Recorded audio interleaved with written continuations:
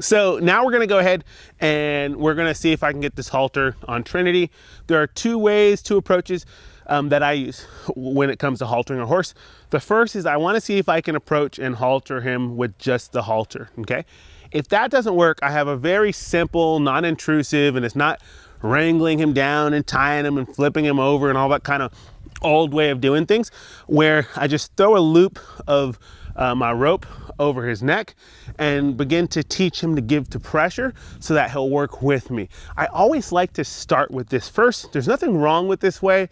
It's pretty simple and straightforward, but if you can get away with just nice and slowly introducing the halter with him, I recommend that you start with this. So we'll see how he does. If this doesn't work, then it'll work, but it might take a little bit more time than I have today, okay? So if it looks like it's gonna take more time, then I'll go ahead and use the rope. But either way, even if this does work, I'll show you the rope method just so that you know how to do that if you're working with your horse at home. So let me go ahead and set my rope down and we'll get right to it. So a moment ago, I showed you first touch. Usually right after first touches, I wanna begin to show and touch with the halter as well as I'm rubbing my horse. So he's kind of hanging out with me. I'm gonna give him an opportunity to engage and see if he'll just kind of stand there for my approach. He's backing away. We'll see how much, oh good, I like that. I'm gonna come in here. Good. I lowered my hand just to take pressure away because he stood there, right? Okay. He's looking away. He's not really engaged. He's kind of tolerating me, right? If you read his body language. I want him to kind of hook this way towards me a touch there, and then I'll take pressure away. And I'm gonna come right back in. And I'm gonna see if he'll let me kind of touch him over here. There, okay? And I'm gonna say, hey, thank you for letting me touch you, but because you backed up, remember, if you leave me, you can do that. That's your choice. But it results in you really having to work.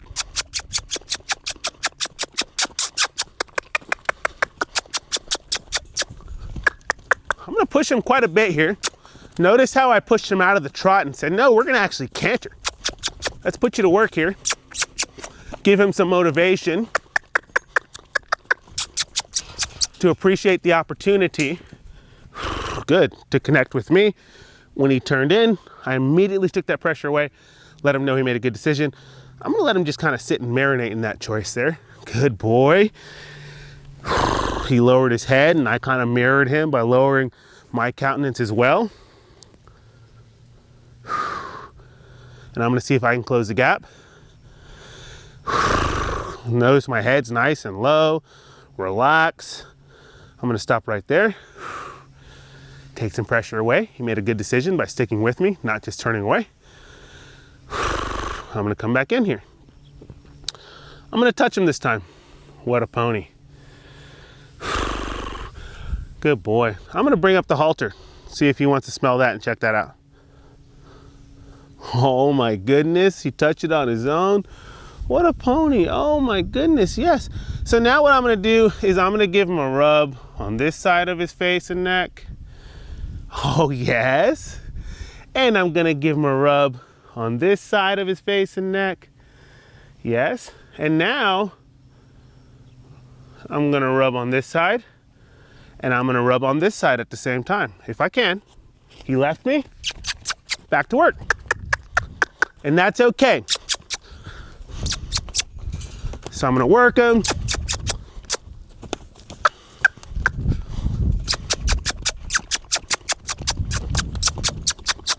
And I'm actually gonna work him quite a bit here.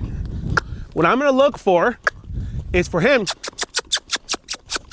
to ask me if he can come in. He says, hey, all this cantering around in circles, this is no fun, right? That's what I'm kind of looking for. For him to say, hey, is there another option here? And what'll show me that he's interested in another option is when he starts to slow down on his own, which he's doing. If that nose there starts to tip in towards me, oh, good. And then I'll say, yeah, of course there's another option. Why don't you come hang out with me? You don't gotta do, yeah. I'm gonna mirror him by dropping that head, just like he did. I say, hey, you don't have to run around if you don't want to. The door is always open to hang out with me, bud, right? Yes, sir. And I'm gonna rub on this side. Hey, Trinity. Yeah. It's all good, man. It's all good. So I tried to hold him. I lost him. No, sir. Put him back to work. See him want to come in there? I'll give him an opportunity here. Good. I'm gonna say no. Do you want to come in here? Can't go that way. It's against the rules. But you can always come in. Always. Good. And I'm gonna come in. Okay. So I talked about introducing the halter to him and getting him to halter up, which is the halter, and that if in time he wasn't coming around, and again, if I do a lot of this approach and retreat, it'll come around, probably would take me another 20-30 minutes, but for right now I just don't have that time. So what I'm gonna do is I'm gonna show you the shortcut that you can use with your rope, okay? We'll do that, but then once we do the rope, then we're gonna go back to putting the halter on him. So stick around for this next clip where we're gonna work together. And this exercise, I'm gonna introduce the rope to him. I'm gonna throw a loop over his head and teach him how to give the pressure, and then we'll come back to using our halter.